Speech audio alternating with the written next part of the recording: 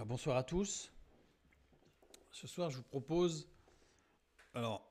une introduction au psaume 119. Ça ne veut pas dire qu'on va étudier le psaume 119, parce qu'étudier le psaume 119, je pense qu'il faudrait la moitié de l'année et encore, puisque 176 versets. Quand on se rappelle ce qu'on avait fait pour le psaume 23, pour le psaume 179, ça va être long. Ce que je souhaitais, c'était pouvoir voir ensemble le verset 105, qui est très connu. « Ta parole est une lampe à mes pieds et une lumière sur mon sentier ». Mais pour comprendre la place, je dirais, particulière de ce verset dans ce psaume, et donc son message, je dirais, profond, il est important de comprendre comment est structuré le psaume 119. Donc ce soir, nous n'allons pas aborder le verset 105, nous n'aurons pas le temps. On va juste voir la structure du psaume, avec quelques points particuliers, puisqu'il y en a beaucoup sur ce psaume, et vous allez le voir au fur et à mesure qu'on va avancer.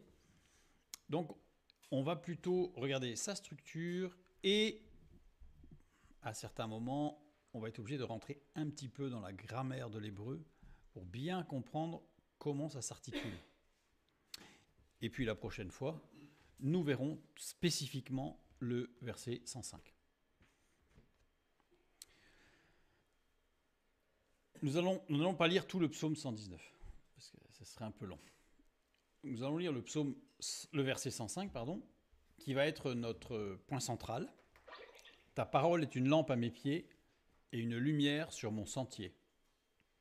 Comme je l'ai dit en introduction, c'est un verset qui est très très connu, que l'on place assez souvent bien en vue. Personnellement, il est sur la liseuse de ma Bible, devant. Je l'ai écrit en gros parce que c'est vraiment fondamental. Verset à premièrement remettre dans son contexte. C'est-à-dire que, même si on l'utilise hors de son contexte, on peut le commenter, il n'y a pas de souci, bien sûr. Mais on va le remettre dans son contexte pour encore mieux, je dirais, en apprécier le sens, le message. Psaume 119, le plus long chapitre de la Bible, avec 176 versets. Entièrement consacré à la louange, la méditation et l'amour de la parole de Dieu, le psaume 119. Souvent considéré comme un manuel de vie pour le croyant. En fait, comme il est long, il est structuré, il y a vraiment beaucoup d'éléments qui peuvent être utiles pour la vie du chrétien dans un peu toutes les circonstances. Il possède une structure poétique en acrostiche alphabétique, en hébreu, pas en français. Il y a 22 lettres dans l'alphabet hébreu. Il y a 22 strophes de 8 versets, tous commençant par la même lettre hébraïque. C'est-à-dire qu'on a les 8 premiers versets qui commencent par la lettre Aleph. Aleph étant la première lettre de l'alphabet hébreu. Puis les 8 suivants par la lettre Beit, qui est la deuxième lettre, puis ainsi de suite, ainsi de suite, ainsi de suite. Donc il y a 22 strophes de 8 versets, et chaque strophe, tous les versets commencent par la même lettre, qui est la lettre de l'ordre alphabétique de la strophe. On va faire un petit détour. Je prends par exemple les 8 premiers versets en hébreu, qui commencent tous par la lettre Aleph. Les 8 premiers versets commencent tous par la première lettre de l'alphabet hébreu, Aleph, l'équivalent de notre A. Donc il est clair qu'il y a un effort dans l'écriture, un effort de structuration, comme quand on écrit un poème, quand on veut qu'il rime. Alors il y a différentes rimes possibles, croisées, successives, etc., ou miroir, mais il y a un effort. C'est-à-dire qu'il faut chercher ces mots. Il faut appuyer sur le bon mot pour que, 1, ça exprime la pensée, 2, la lettre, soit la rime à la fin, soit ici la première lettre, soit correspondante. Je prends la deuxième série des 8 versets qui commencent tous par la lettre Beit, qui est donc la deuxième lettre de l'alphabet hébreu. Et ainsi de suite, jusqu'à 176 versets, c'est-à-dire 8 fois 22. Ainsi de suite, avec donc 22 sections de 8 versets, soit 176 versets. Donc c'est pas le seul qui est construit de la sorte, mais celui-là est particulièrement attentif dans sa longueur et dans sa structuration. Le texte utilise 8 termes clés tout au long donc, de l'écriture pour désigner la parole divine répétée tout au long du psaume. Nous avons la loi, les témoignages, préceptes, commandements, ordonnances, paroles, promesses, décrets. Il y a 4 thèmes principaux dans ce psaume. La parole de Dieu comme fondement, l'amour et la méditation de la loi, l'affliction et la fidélité à Dieu, la prière pour la compréhension et la force. Donc, ce sont 4 thèmes qui vont traverser complètement ce chapitre. Le message central est développé sur 3 axes. La parole de Dieu est vivante et efficace. Elle nourrit, purifie et fortifie. L'obéissance à la parole n'est pas un fardeau, mais une joie. Donc les 3 axes. Donc on voit qu'il y a véritablement un gros travail de structuration de ce psaume. Autant il y a des psaumes, on sent que c'est un épanchement, je dirais, du cœur qui s'exprime et qui déverse ce qui se passe à l'intérieur, soit dans la souffrance, soit dans la joie, ou la reconnaissance ou autre. Pardon. Mais celui-ci, c'est vraiment un psaume qui est particulier, en plus de sa longueur.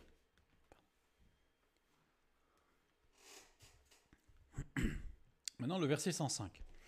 Ta parole est une lampe à mes pieds et une lumière sur mon sentier. Le verset 105 appartient à la 14e strophe. C'est facile, il suffit de diviser par 8. Donc si je prends les versets 105, 106, 107, 108, 109, 110, 111, 112, qui correspondent à la 14e strophe, les voici. Voilà, ta parole, on va le lire tout en entier, ta parole est une lampe à mes pieds, une lumière sur mon sentier. Je jure et je le tiendrai d'observer les lois de ta justice. Je suis bien humilié. Éternel, rends-moi la vie selon ta parole. Agrée, ô Éternel, les sentiments de ma bouche, que ma bouche exprime, et enseigne-moi tes lois. Des méchants me tendent des pièges, et je ne m'égare pas loin de tes ordonnances. Tes préceptes sont pour toujours mon héritage, car ils sont la joie de mon cœur. J'incline mon cœur à pratiquer tes statuts, toujours jusqu'à la fin. J'ai incliné mon cœur à accomplir tes lois, à tout jamais, jusqu'à la fin dernière. Ça, c'est la traduction donc de cette strophe de 8 versets, qui commencent tous par la lettre Nun. La lettre Nun, qui évidemment est la 14e lettre de l'alphabet hébreu. C'est assez logique. On va partir sur notre verset 105 pour l'instant. Cette lettre Nun, qui caractérise cette 14e strophe, qui est utilisée tout au long de cette 14e strophe, lettre pouvant servir de préfixe à certains verbes, rendant l'action décrite par le verbe plus intérieur. C'est une lettre particulière, pardon. La préfixation de certains verbes par 2 lettres particulières, le yod et le nun. C'est-à-dire qu'on a le yod, c'est la 10e lettre, et le nun, donc la 14e lettre, qui sont 2 lettres assez particulières au niveau des verbes et au niveau des conjugaisons, parce qu'elles amènent un sens particulier. L'adjonction du yod en début de verbe donne à celui-ci une direction de l'intérieur vers l'extérieur. On va donner des exemples tout à l'heure. Et l'adjonction du nun en début de verbe donne à celui-ci une direction de l'extérieur vers l'intérieur. Donc c'est comme une nuance qui parfois, en fait, ne se perçoit pas en français. Un exemple. Le verbe shum. Shum qui veut dire poser, placer, établir. Dans 2 Rois 17, 29, nous lisons. Et ils se firent des prêtres, des hauts lieux, et ils établirent pour eux des prêtres. Shum. Sauf que là, il y a l'adjonction du yod. Si on fait une adjonction, alors là, pardon, sans adjonction, là j'ai mis l'exemple de 2 Rois 17, 29, c'est sans adjonction. Donc c'est établir, placer, poser. Alors ça peut être physique, ça peut être moral, ça peut être spirituel, ça peut être hiérarchique, enfin bon, comme en français. Établir, poser.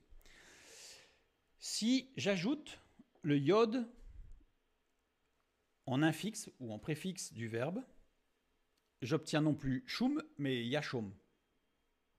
Yashom qui veut dire exposer, poser en vue, mettre en lieu éminent. C'est-à-dire que j'ai toujours cette idée de placer, poser, établir, mais établir quelque chose qui se voit, quelque chose qui est même mis en évidence.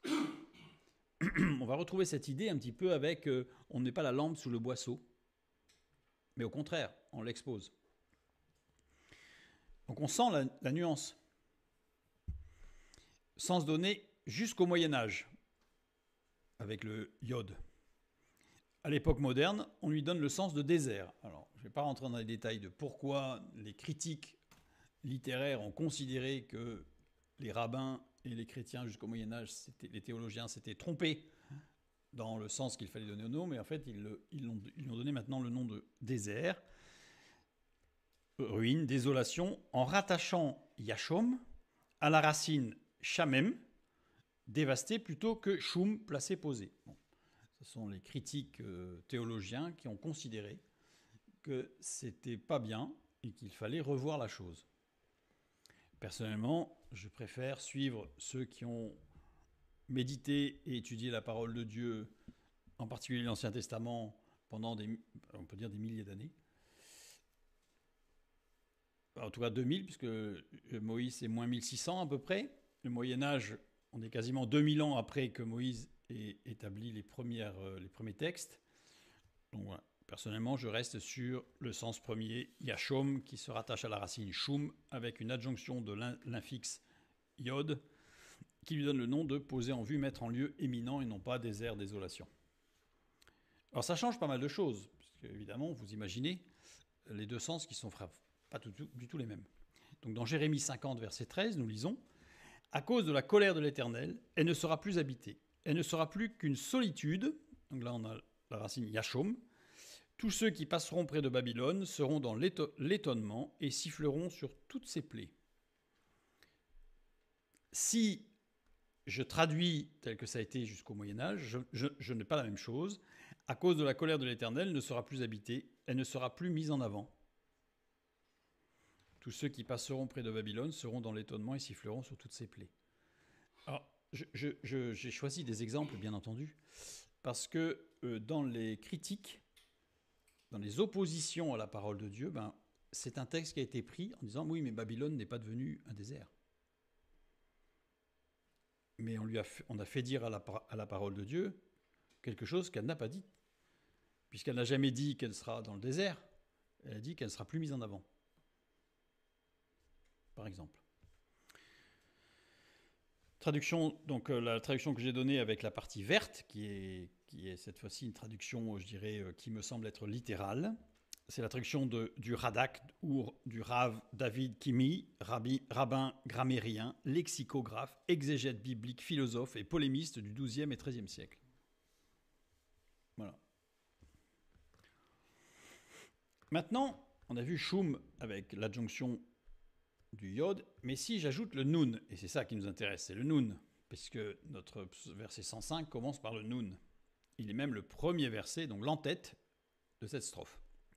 Donc si on met l'adjonction de nun, eh bien c'est pas yashom qu'on obtient, parce que là il y a un défaut de copier-coller, mais nashom. Ça veut dire s'élever l'âme, s'inspirer, s'animer, se composer. Donc il y a toujours l'idée de se fortifier, de se poser, de s'établir. Mais cette fois-ci, on sent bien que c'est quelque chose d'intérieur. Le choix sémantique des traducteurs a amené à traduire nashom, voilà, par respiration intense ou souffler, considérant que la neshama est l'âme. Donc là encore, un glissement qui malheureusement va retirer à certains versets son sens profond. Par exemple, Genèse chapitre 2, verset 7, nous lisons « L'Éternel Dieu forma l'homme de la poussière de la terre. Il souffla dans ses narines un souffle, neshama, de vie, et l'homme devint un être vivant. » Il y a bien, je reprends le neshama là, il y a bien une action de l'extérieur vers l'intérieur, c'est-à-dire que Dieu va insuffler le souffle de vie. Donc on sent dans cette phrase que la vie est rentrée dans l'homme. Donc c'est bien une action de l'extérieur vers l'intérieur, qui n'implique pas une action de l'intérieur vers l'extérieur, ce qui ne serait alors la respiration. C'est-à-dire que quand on lit que Dieu insuffle le souffle de vie, ça ne présuppose pas que dans les 30 secondes qui ont suivi, l'homme a expiré le souffle de vie. Or, si on traduit par respiration, la respiration, c'est ça rentre et ça ressort. Alors que dans la création, le souffle de vie, il rentre et ne ressort pas. C'est pour ça que c'est subtil, mais traduire par respiration, c'est, je dirais, intrinsèquement, à mon sens, c'est une catastrophe. Ça veut dire que le souffle peut sortir. Or, le souffle de vie ne sort pas. Regardons l'essence divine, c'est-à-dire Dieu, l'essence de Dieu. Les philosophes ont employé le terme de ousia pour définir l'essence d'un être, quel qu'il soit. Dans la parole de Dieu, ousia va décrire Dieu, mais dans son essence, dans ce qu'il est intrinsèquement. L'acéité, l'immutabilité, l'infinité, l'unité de Dieu, c'est-à-dire sa perfection. Je préfère, parfois, on entend, régulièrement, je vais dire, on entend parmi les attributs de Dieu l'immuabilité.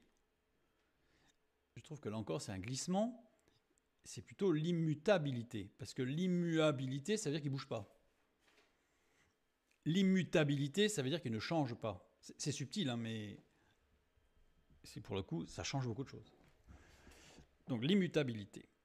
Dieu, nous connaissons la Trinité, Dieu le Père, l'omniscience qui est attribuée au Père, l'initiateur de toute action, le Père, le planificateur, Dieu le Père. Il y a le Fils, notre avocat,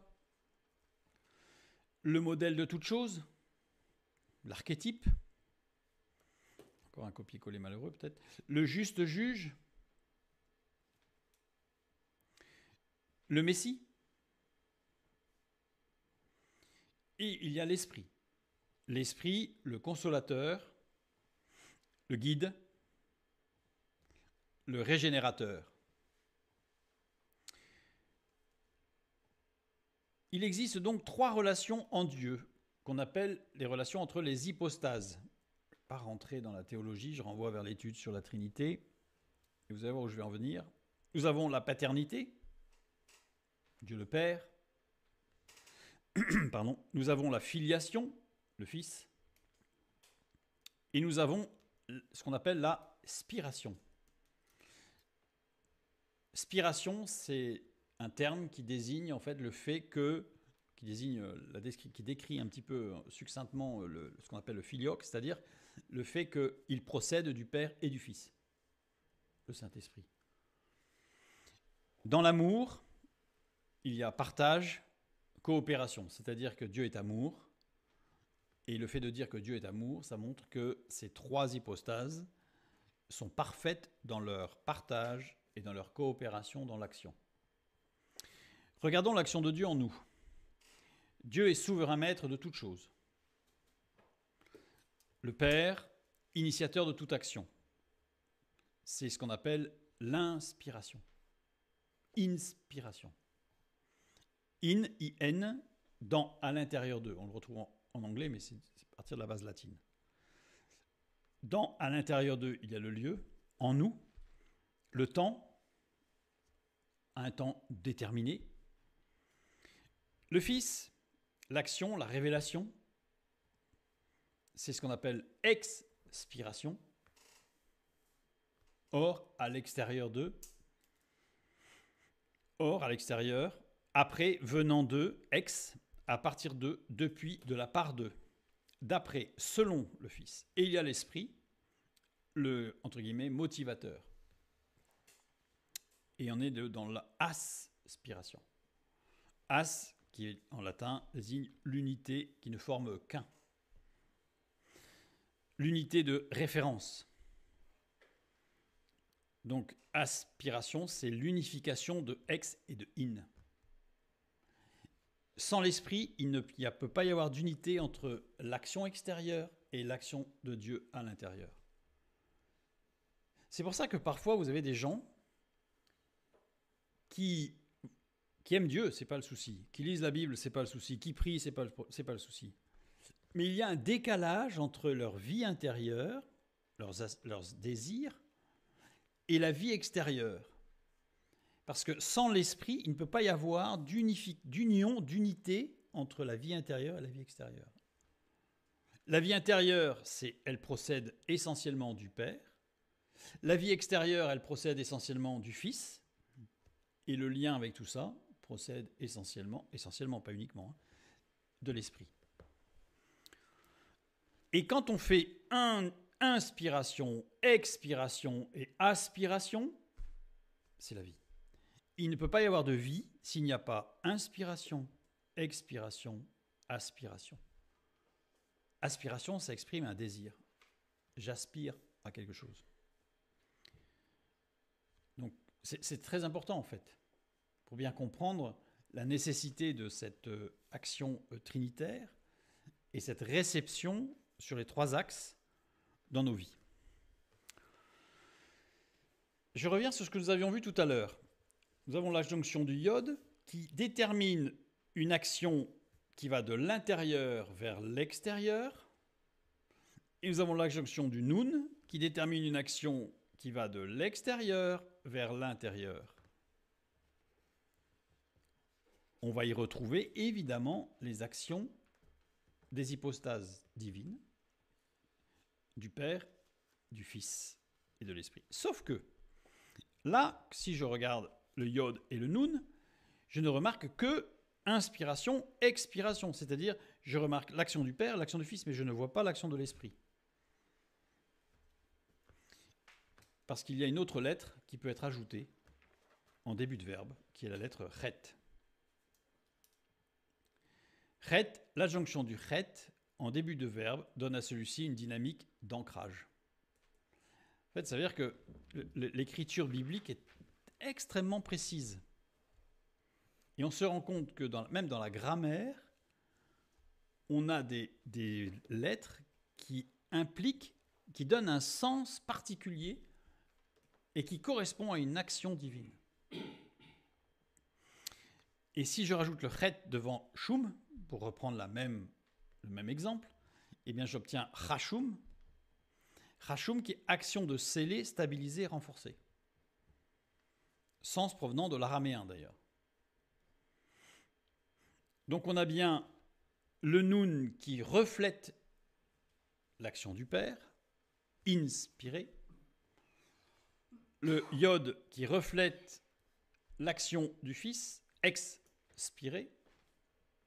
Alors c'est facile de se rappeler puisque le Fils, sur la croix, il a expiré. Donc c'est comme ça que moi je me rappelle, c'est mnémotechnique, pour savoir que le Fils expire en moi. Et le chet décrit l'action de l'Esprit, unificateur entre le ex et le in. Et c'est pour ça que nous avons le texte, par exemple, en fait dans le Nouveau Testament, tout est repris, tout est explicité par Paul, quand il dit que la lettre tue, mais l'esprit vivifie.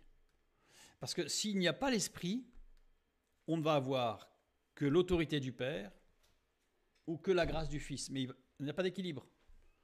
Vous avez des gens qui sont très légalistes, c'est la loi. Puis vous avez d'autres, en fait, tout est permis, c'est l'amour. Par l'amour, alors là, on peut tout dire, et surtout ne rien dire qui risquerait de blesser l'autre. Donc en fait, il faut tout passer. Mais s'il y a l'esprit, il y a l'unification entre l'amour et la justice. Un équilibre parfait. Et on retrouve ça dans cette grammaire. Et le verset 105 du psaume 119, il est juste sur le nun. Alors on le verra la prochaine fois, tout particulièrement, pourquoi ce verset est sur le nun. Parce qu'une fois qu'on va regarder comment il est écrit, quels sont les mots qui sont employés, qui sont très précis, parce que non seulement la structure est précise avec les lettres, mais chaque mot est pesé, bien entendu. On le verra la prochaine fois. Donc ça veut dire que le nun est à mettre en lien avec les lettres yod et chet, dans l'implication que cela a, je dirais, dans le sens grammatical et étymologique. La 14e strophe doit donc être rattachée aux strophes 8 et 10. Chet, yod. Et remarquons qu'elle est en 14e position, donc c'est-à-dire qu'elle est après le chet, après le yod. Mais ça, on verra pourquoi la prochaine fois encore. 8e strophe. On va la lire, la 8e strophe du psaume 119, des versets 57 à 64. Ma part, ô Éternel, je le dis, c'est de garder tes paroles. Je t'implore de tout mon cœur, aie pitié de moi selon ta promesse.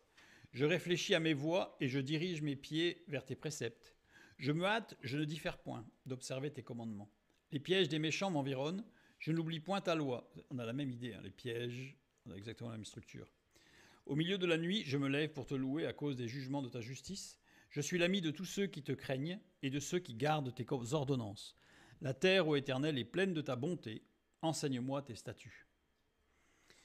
Chet, qui commence chaque verset, la lettre Chet. Avoir ses regards portés sur la parole de Dieu. Chet. Prière dévoilant l'aspiration à ne former qu'un avec la parole de Dieu. C'est-à-dire qu'on retrouve l'idée dans cette strophe qui commence par Chet, on retrouve l'idée impulsée par l'adjonction de la lettre Chet en début de verbe. Alors là, on va s'arrêter sur quelques lettres. Mais ce qui est extraordinaire, c'est que chaque lettre a un sens et que chaque strophe correspond au sens de la lettre. C'est-à-dire que vous imaginez la structure du psaume. Alors évidemment, pour rendre ça en français, c'est un peu compliqué. Et puis maintenant, la 10e strophe du psaume 119, des versets 73 à 80. Tes mains m'ont créé, elles m'ont formé. Donne-moi l'intelligence pour que j'apprenne tes commandements. Ceux qui te craignent me voient et se réjouissent, car j'espère en tes promesses. Je sais, ô Éternel, que tes jugements sont justes. C'est par fidélité que tu m'as humilié.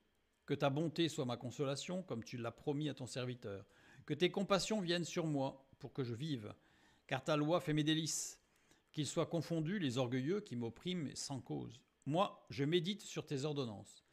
Qu'ils reviennent à moi, ceux qui te craignent, et ceux qui connaissent tes préceptes. Que mon cœur soit sincère dans tes statuts, afin que je ne sois pas couvert de honte. Donc on a le yod qui commence à chaque verset. Pardon. Reconnaître son besoin de sagesse et d'intelligence devant son Créateur. C'est l'introduction en fait déjà qui donne la note, je dirais, de cette strophe. C'est-à-dire qu'en fait, prière exprimant. Donc on sort quelque chose qu'on a à l'intérieur, on exprime. Dans exprimer, il y a le ex, sortir. Exprimant l'incapacité intérieure et la nécessaire révélation venant de Dieu. Donc en fait, on appelle la 8e strophe, c'était une aspiration à ne former qu'un avec Dieu. La 10e strophe, c'est l'expression de cette aspiration qui demande une action intérieure, qui va être la 14e strophe qui commence par Noun. Alors, je vous dis, on voit que certaines strophes, mais tout est articulé, puisqu'évidemment, ce n'est pas des strophes qui sont là comme des cheveux sur la soupe. Évidemment, toutes les autres strophes viennent compléter, enrichir cette structure. Donc,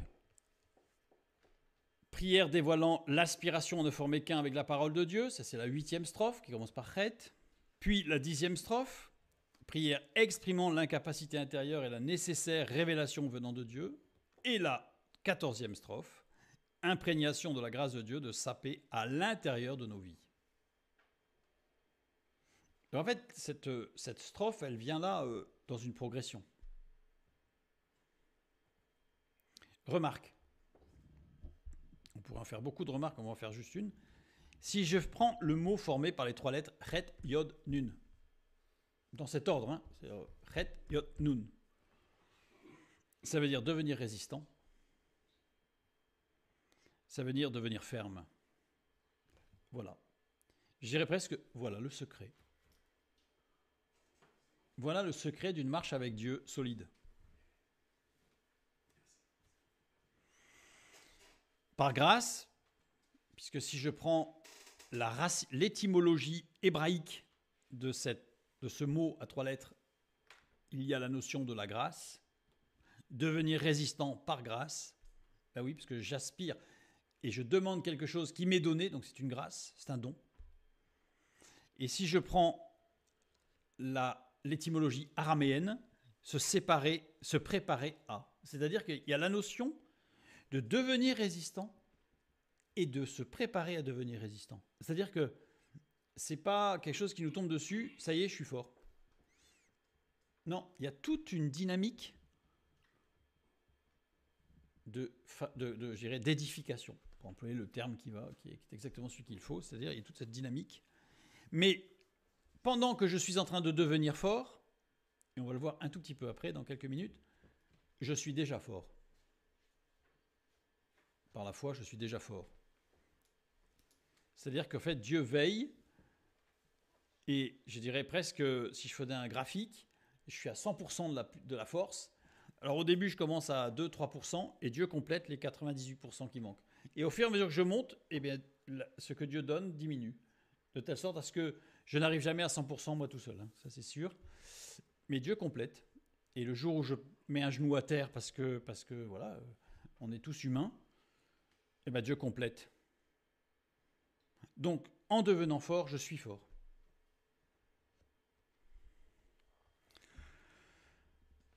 On va faire un complément grammatical, c'est-à-dire qu'on va aller un petit peu plus loin. Alors, ce n'est pas indispensable, mais vous allez voir que c'est enrichissant pour vraiment comprendre ce psaume, la beauté de ce psaume. Il n'y a pas que les lettres Chet, Yod et Nun qui peuvent se positionner en début d'un mot pour lui donner une nuance spécifique. Il ne s'agit pas ici des lettres ajoutées en préfixe ou en suffixe, mais uniquement en infixes, c'est-à-dire qui vont modifier le sens. Qui ne vont pas rajouter, je vais donner quelques exemples, les préfixes, par exemple la lettre He. Attention parce que remarquez qu'elle ressemble beaucoup à la lettre Chet pour les noms hébraïsants, mais le pied qui se trouve sur la gauche ne touche pas, il y a une ouverture en haut. Et ça c'est la lettre He, et non pas Chet. D'où l'intérêt de faire attention quand on écrit. Même s'il y a une raison pour laquelle elle se ressemble beaucoup, je reprendrai en détail. La lettre E est ajoutée devant le nom pour lui donner un article défini. Je prends un exemple. Genèse 1.1. Au commencement, Dieu créa les cieux et la terre. J'ai mis en rouge le He, qui permet de le visualiser. Donc littéralement, au commencement, Dieu créa les cieux et la terre, et non pas au commencement, Dieu créa des cieux et une terre. Oui, ça change tout, hein. Voilà, donc c'est un article défini. Donc c'est-à-dire que là, ça montre clairement que Dieu n'a pas créé des cieux, comme parce qu'il aurait pu en créer d'autres, hein, peut-être, mais non, des cieux, puis une terre, mais parmi d'autres. Non, il a créé les cieux et la terre. Il n'y a eu qu'une seule création. Sinon, il n'y aurait pas eu d'article défini. Hey. Continuons. Dans certains cas, la lettre « et » est ajoutée devant le nom pour ajouter un préfixe interrogatif. En français, nous pourrions rajouter « est-ce que » ou inverser le sujet et le verbe. Un exemple, en Genèse chapitre 18, le verset 12. « Maintenant que je suis vieille, aurais-je encore des désirs? Mon Seigneur aussi est vieux. » Donc ça, c'est Sarah qui apprend qu'elle va avoir un enfant, alors qu'elle est âgée, elle le dit dans la traduction littérale, elle dit « je suis ménopausée », donc au moins c'est clair. Hein, ça a été traduit par « je suis vieille », mais je pense que les traducteurs ont usé d'euphémisme. Donc, elle dit « je ne peux plus en avoir physiquement ». Et là, on voit qu'il y a la lettre « He » ici, au départ, qui donne bien la question « maintenant que je suis vieille, est-ce que je pourrais encore avoir des désirs ?» Ça insiste, c'est le « et » qui donne la question. S'il n'y avait pas ce « et », il n'y aurait pas de question, ça aurait été une affirmation. Donc là, c'est une question que Sarah pose. La lettre « Vav » maintenant. La lettre « Vav » ajoutée devant le nom pour ajouter une liaison qu'on appelle la conjonction de coordination « et ». Dans Genèse 2.9, l'Éternel Dieu fit pousser du sol les arbres de toute espèce, agréables à voir et bons à manger. Donc ici, on a Tov, Vetov. Ici. Voilà, il y a deux guillemets. L'Éternel Dieu fit pousser du sol des arbres de toute espèce agréable à voir et bons à manger. C'est juste l'adjonction du... Il n'y a pas de « et » en fait en hébreu, c'est juste on ajoute le « vav » devant le mot. Et c'est la conjonction de coordination. Et donc là, on ne parle pas de ça. Nous avons les lettres Beit, Kaf et Lamed. Ce sont des prépositions circonstancielles. Beit pour dans ou avec. Kaf pour comme. Et Lamed pour à ou pour. Un exemple, psaume 23, verset 4. Dans la vallée de l'ombre de la mort. dans la vallée Begay. Donc c'est bien dans la vallée de l'ombre de la mort. Il y a le Beit. Donc il n'y a pas de mot dans, en fait, c'est le fait de l'adjonction de la lettre Beit devant le mot qui indique que c'est dedans la vallée. Nous avons en Exode 15:5 pour la lettre Kaf, ils sont descendus au fond des eaux comme une pierre. Et on en voit le Kaf ici, Kemo Even, comme une pierre. Ils sont descendus au fond des eaux comme, c'est le Kaf qui dit comme. Si on avait mis un Beit à la place, ça n'aurait rien voulu dire, mais dans la pierre. Là, c'est comme une pierre. Et dans Jonas, chapitre 1, verset 3, et Jonas se leva pour s'enfuir à Tarsis, donc Lamed, l'ivoire, pour s'enfuir, pardon, et Jonas se leva pour s'enfuir à Tarsis. C'est le Lamed qui donne l'action. Donc nous, on va parler des infixes. Donc suffixe à la fin des mots, donc j'en parle même pas, parce que sinon on aurait passé la soirée, mais on va parler des infixes. C'est-à-dire des lettres qui modifient le sens du mot, qui n'ajoutent pas un complément circonstanciel ou une conjonction de coordination, ou un article défini ou pas. Non, on va voir ce qui change le mot, comme tout à l'heure on a vu. Les 3 lettres, mais il y en a d'autres. La lettre Vav peut être conversive et changer le temps d'un verbe le passant du futur au passé ou du passé au futur. Alors ça, vous allez voir que ça a des implications colossales. C'est pour ça que j'ai voulu en parler, parce que je trouve que ce sont des détails grammaticaux, mais qui ne sont pas des détails en fait. Et vous allez voir que c'est intraduisible en français. Ou alors faire une périphrase à chaque fois. Je prends Genèse chapitre 1, verset 3. Dieu dit que la lumière soit, et la lumière fut. Vayomer Elohim, c'est-à-dire Dieu dit. Enfin, littéralement, dit Elohim. Alors certains pourraient traduire par, comme il y a le Vav au début, et Dieu dit. Certaines traductions le portent d'ailleurs. Et Dieu dit. Mais sauf que ce Vav, il est conversif. C'est-à-dire quoi? Alors, on va regarder d'un peu plus près. Vayomer. Vayomer, le verbe à l'origine, sans le Vav conversif, c'est Yomar. Yomar qui veut dire il dira. C'est un futur. Mais avec le Vav conversif, Vayomer, il passe au passé. C'est-à-dire que c'est la conjugaison du futur, mais le fait de lui ajouter juste le Vav, ça veut dire que c'est un futur qui se lie au passé. Ça devient compliqué. Alors, il dit, j'ai rajouté au passé simple, parce que là, le verbe dire, justement, au présent de l'indicatif et au passé simple, il s'écrit de la même manière. Donc, j'ai préféré souligner que c'était au passé simple. Ça veut dire que si je veux traduire littéralement, il faudrait que je traduise par Dieu dira et a déjà dit que la lumière soit et la lumière fut. C'est-à-dire qu'il y a une action dans un plan futur qui s'est déjà réalisée avant qu'elle ne se produise. C'est ce que les évangiles ont voulu, Jésus a explicité en grec. Alors là, il a explicité en grec, mais en français, ça a été très mal rendu. Ce que vous lirez sur la terre sera lié au ciel. Parce que littéralement, c'est ce que vous lirez sur la terre sera, ayant déjà été lié sur la terre, le sera. Mais c'est une structure qui est... C'est-à-dire que quand le texte dit ça, en fait, il explique ici, c'est que quand Dieu dit quelque chose, c'est déjà fait.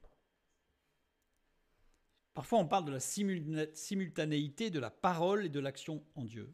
D'ailleurs, c'est pour ça que c'est traduit aussi par, littéralement, que la lumière soit et la lumière fut. En hébreu, c'est que la lumière soit fut. Oui, parce que c'est immédiat, en fait.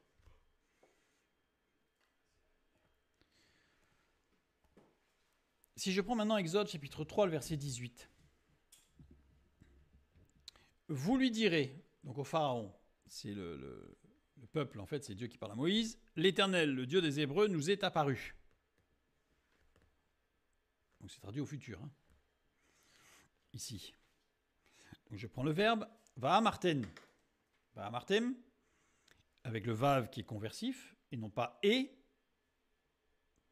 puisque le verbe à l'origine, c'est amartem, qui s'est traduit par vous dites, au passé simple. L'adjonction du vav, va'amartem, qui donne vous direz. Mais littéralement, ça veut dire quoi? Littéralement, ça veut dire vous dites et vous lui direz. Ça veut dire qu'en fait, le peuple a déjà acquis cette vérité avant d'aller au-devant du pharaon pour le lui dire. Donc c'est-à-dire qu'ils ne sont pas arrivés au pharaon en se disant les genoux qui tremblent, vous savez, qui tremblent, et de dire bon, je le dis. Non, c'est qu'il y a eu tout un travail, ça sous-entend en fait qu'il y a eu tout un travail spirituel avant pour que le peuple puisse se fortifier dans la foi, dans sa relation avec Dieu, pour pouvoir affirmer, et l'affirmer non pas en disant j'espère que, vous savez, en fermant un œil, en disant aïe aïe aïe. Non, non, c'était acquis. C'est cette formulation du vav. Alors en français, c'est difficile à rendre. Donc en français, vous lui direz. Mais en plus, il y a un détail. C'est qu'ici, moi, dans ma traduction, j'ai mis vous dites et vous lui direz. Et c'est pas vous lui dites et vous lui direz. Parce qu'ici, il y a un petit mot qui est là, live, qui est une forme emphatique utilisée pour insister sur le mouvement ou l'orientation vers une personne. Et l'utilisation de ce terme montre qu'ils se sont dit, enfin qu'ils ont acquis en eux-mêmes le peuple de Dieu entre eux, avant d'aller voir le pharaon pour lui dire. Donc c'est quelque chose qui a été travaillé avant. Donc nous avons à maintes reprises dans la parole de Dieu des futurs qui, tels qu'ils sont écrits, montrent qu'il y a eu tout un travail préalable dans le passé pour aller aboutir à l'action. Ça revient encore à cette phrase, tout ce que vous lirez sur la terre sera lié au ciel. C'est-à-dire que c'est vraiment, ce que Jésus a explicité là, c'est vraiment je dirais, toute l'implication du vav conversif. C'est-à-dire que tout ce que vous lirez sur la terre sera, ayant déjà été lié sur la terre, et le sera. C'est-à-dire qu'on ne fait que confirmer quelque chose qui a été reçu avant. Donc c'est pas tout d'un coup on décide de dire un truc et puis ça y est, c'est bon, Dieu il obéit à son serviteur ou à sa servante. Non, pas du tout. C'est qu'en fait, il y a eu tout un travail préalable d'acquisition, d'intégration, de compréhension pour pouvoir ensuite l'affirmer. Mais on ne fait que, je dirais, poser le sceau sur ce que Dieu a déjà fait. Voilà. Donc ça, c'est le verbe conversif. Et ce qui est intéressant, c'est qu'on le trouve dans beaucoup de ce quand il est dit Dieu dit. C'est-à-dire que Dieu dit, mais ça sous-entend que il le dira aussi. C'est-à-dire que c'est ça qui fait que la parole de Dieu, elle est vraie aujourd'hui, même si elle nous rapporte des faits qui se sont passés il y a 2000 ans, 4000 ans. Parce qu'il y a ce vav conversif qui dit Dieu a dit, mais il dira comme il a dit. Juste par ce petit vav. Petit vav d'ailleurs qui, dans sa graphie originale, était un clou. Et c'est le clou enfoncé qui permet la concrétisation de cette parole qui a été dite. Ça va très très loin dans le détail, mais la parole de Dieu, évidemment, elle est divine, donc elle est parfaite. Nous pouvons aussi avoir en infix la lettre « et ». Alors on a vu tout à l'heure que la lettre « et » pouvait être l'article défini, mais elle peut aussi être une infixation. Ajouter à un verbe transforme le radical « kal » en radical « ifil ». Radical « ifil », c'est un causatif, ça veut dire « faire faire ». Prenons un exemple. Dans Deutéronome chapitre 6, verset 7. Tu les inculqueras à tes enfants, donc les commandements de la loi et les commandements de Dieu, et tu en parleras quand tu seras dans ta maison, quand tu iras en voyage, quand tu te coucheras et quand tu te lèveras. Donc je l'ai mis ici, le « et ». Pardon. Littéralement, c'est « tu feras apprendre à tes enfants et tu en parleras quand tu seras dans ta maison ». Alors on va reprendre, donc on a le vav ici. Le vav ici est conversif, donc on l'a vu tout à l'heure, et qui amène à comprendre qu'il faut que les parents aient appris les commandements de Dieu avant de les faire apprendre. Une certaine logique. C'est comme quand on dit ça va sans le dire, mais c'est quand même mieux en le disant. Donc là, la parole de Dieu, elle souligne que tu enseigneras à tes enfants, mais tu enseigneras à tes enfants ce que toi-même tu as intégré. Parce que sinon, ça ne sert à rien. Et on le voit dans certains exemples autour de nous. on voit des gens qui enseignent, mais qui en réalité ne le vivent pas, qui enseignent la parole de Dieu et la foi, mais qui ne la vivent pas. Le résultat, ça ne marche pas, évidemment. Donc si je reprends ce verbe avec le « he », le verbe de base, c'est lamad. Lamad qui veut dire apprendre, au radical kal, apprendre. Donc tu apprendras, mais le fait d'infixer ce verbe avec la lettre « e », ça donne « ilmid ». Ilmid qui veut dire faire apprendre. Et comme il y a le vav conversif en vent, ça sous-entend beaucoup, beaucoup de choses. Ça veut dire que dans le passé, il y a eu une action qui pourra avoir des résultats dans le futur. Si toi-même, enfin bref, on voit tout ça. Alors, comme je vous l'ai dit, traduire certains versets qui sont extrêmement riches dans leur construction en français, on comprend très vite que on est obligé de faire des choix, ou alors le verset prendrait 2 pages, quoi. C'est-à-dire que ça deviendrait très difficile. Alors déjà, par exemple, que les épîtres de Paul sont assez difficiles à lire. Alors si en plus, il fallait faire des périphrases en permanence pour expliquer des choses, parce que Paul, qui était un érudit en hébreu et en grec, a utilisé parfois dans certains de ses épîtres des tournures hébraïques sur le grec pour expliciter sa pensée. Alors, oui, mais la parole de Dieu est précise, extraordinaire. Nous avons aussi la lettre tav, qui transforme le radical kal en radical itpael. Alors l'itpael, c'est le réciproque réfléchi intensif. Alors réciproque réfléchi, ça veut dire, je rajouterai presque la forme pronominale se, par exemple laver et se laver. On sent bien la différence. Le se laver, c'est réciproque. C'est moi, je fais une action sur moi-même. Et intensif, ça veut dire dans le moindre détail. Et souvent, c'est l'équivalent sans la forme réciproque, du kal à l'intensif, c'est le piel, qui est, par exemple, coupé en morceaux. Et si je mettais ça en français au radical piel, c'est-à-dire intensif, ce serait réduire en miettes. Donc on va voir dans l'exemple que quand il va être se laver, ça va être quelque chose. Donc c'est une verbe, du coup le radical itpael, c'est un verbe pronominal réciproque que je pourrais rajouter intensif. Je vais prendre Genèse chapitre 18, le verset 4. Permettez qu'on apporte un peu d'eau pour vous laver les pieds et reposez-vous sous cet arbre. Ici, verbe de base rachatz, rachatz qui veut dire laver au radical kal, mais avec l'adjonction du he au radical itpael, ça donne itraretz. Oula, qui veut dire se laver. Voilà, c'est dommage, ça c'est de façon très précise. Bon, ça a effacé, mais c'est dommage. Se laver de façon très précise, c'est-à-dire être. C'est pas juste je me lave vite fait, je me passe sous l'eau, puis c'est bon. C'est vraiment, il fallait que ce soit très très propre. Donc c'est-à-dire qu'il fallait que tout soit très propre. Donc littéralement, permettez qu'on vous apporte un peu d'eau pour que vous vous laviez vous-même très bien. En fait, il faudrait dire en français, oui, c'est un peu lourd, mais c'est du itpael. Donc c'est pas juste parce que quand on lit pour vous laviez les pieds, bon à la limite ils font trempette, c'est bon quoi. Non, c'est vraiment, il fallait que ce soit parfait. Oups. Je reviens sur notre psaume 119. Versets 105 à 112, c'est-à-dire notre 14e strophe, celle qui nous intéresse tout particulièrement. Nous avons vu que cette strophe doit être rattachée aux strophes 8, Chet, et 10, Yod, puisque ce sont les 3 actions de base, qui sont les 3 actions, je dirais, des 3 axes sur lesquels Dieu travaille dans nos vies. Il nous amène à aspirer pour que nous puissions exprimer un besoin d'intérioriser, d'intérieur, une action intérieure. Donc, prière dévoilant l'aspiration et ne former qu'un avec la parole de Dieu, c'est la 8e strophe. Puis, la prière exprimant l'incapacité intérieure et la nécessaire révélation venant de Dieu. Et enfin, notre verset 105, qui est l'entête, qui est l'introduction de cette strophe, qui va exprimer l'imprégnation de la grâce de Dieu, de sa paix à l'intérieur de nos vies.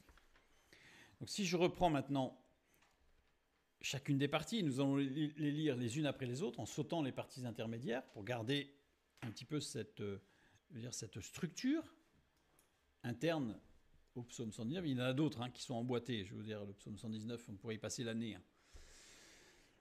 Ma part, ô Éternel, je le dis, c'est de garder tes paroles. Je t'implore de tout mon cœur. Aie pitié de moi selon ta promesse. Je réfléchis à mes voies. On sent l'aspiration là du psalmiste. Et je dirige mes pieds vers tes préceptes. Je me hâte, je ne diffère point d'observer tes commandements. Les pièges des méchants m'environnent, je n'oublie point ta loi. Au milieu de la nuit, je me lève pour te louer, à cause des jugements de ta justice. Je suis l'ami de tous ceux qui te craignent et de ceux qui gardent tes ordonnances. La terre, ô Éternel, est pleine de ta bonté, enseigne-moi tes statuts. Donc on sent l'aspiration. C'est vraiment là une prière d'aspiration du psalmiste qui veut être en communion avec Dieu. Puis la 10e strophe. Tes mains m'ont créé, elles m'ont formé. Donne-moi l'intelligence pour que j'apprenne tes commandements. Donc ça, c'est vraiment une action intérieure. Donne-moi l'intelligence.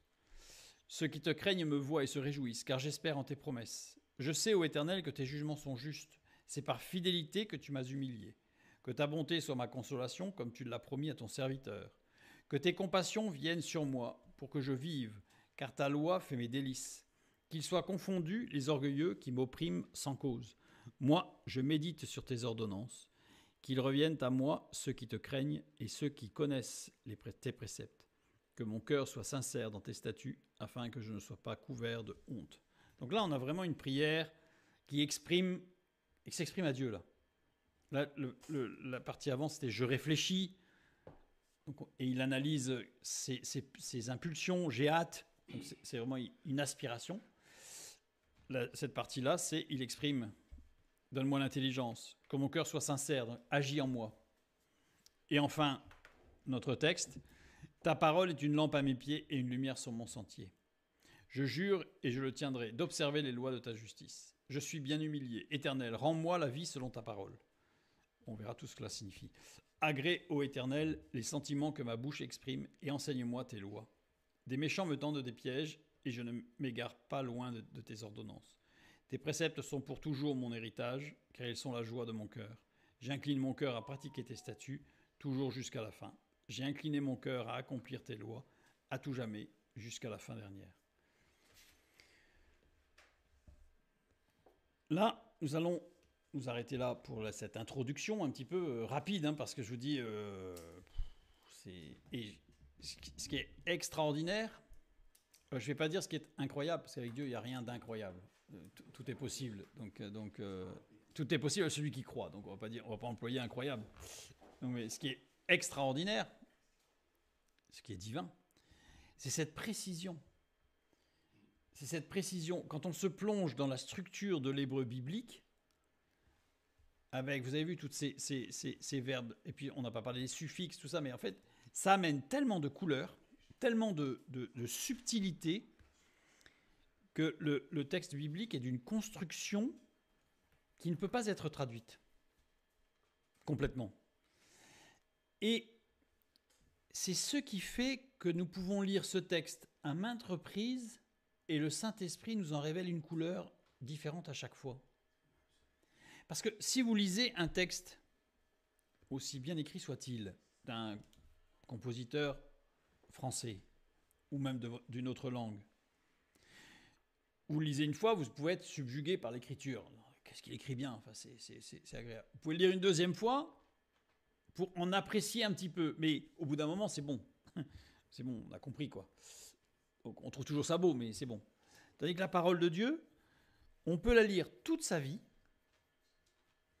Et chaque fois qu'on revient sur un passage, il y a une couleur différente. Et pourquoi ?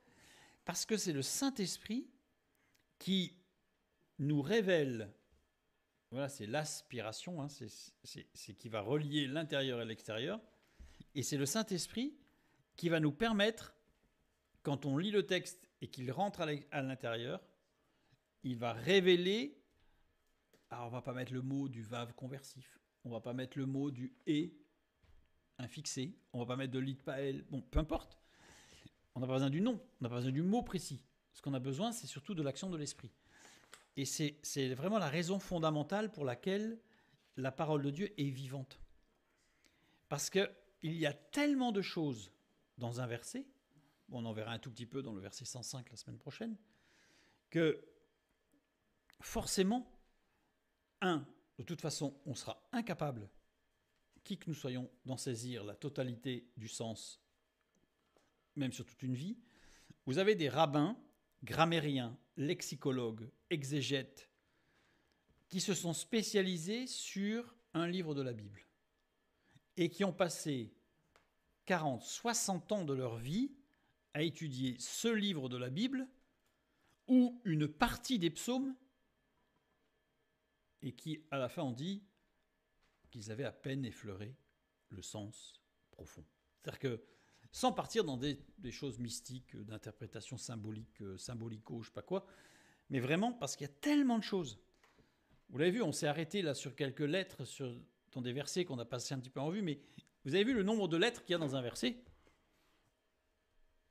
Eh bien, parfois, chaque début, chaque fin de mot amène une nuance, une notion supplémentaire.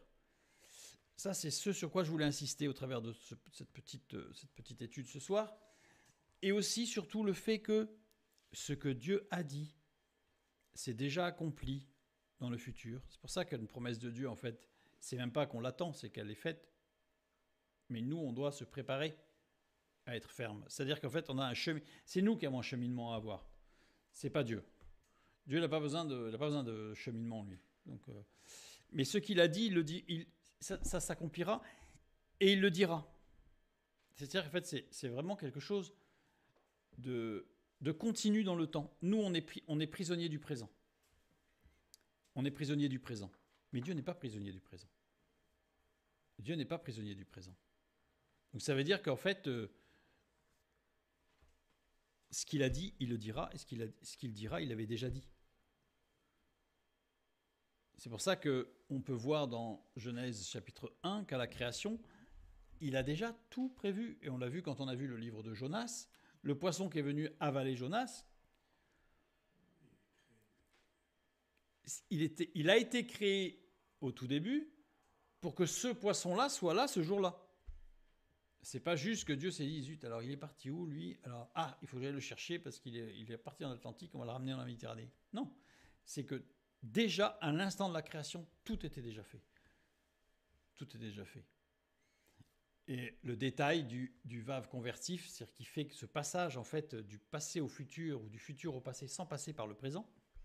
Vous voyez, le français comme c'est compliqué parce que je suis obligé de dire sans passer par le présent alors que je parle du passé et du futur. Enfin, on se perd, on s'en mêle. C'est le vave dont la forme originale est un clou et ce vave qui symboliquement est aussi l'homme. Mais ça on en reparlera parce qu'on va voir les trois formes que peuvent prendre le vave, mais ça on verra la prochaine fois, puisqu'on en aura besoin pour justement le verset 105, puisqu'il va avoir un rôle important dans ce verset.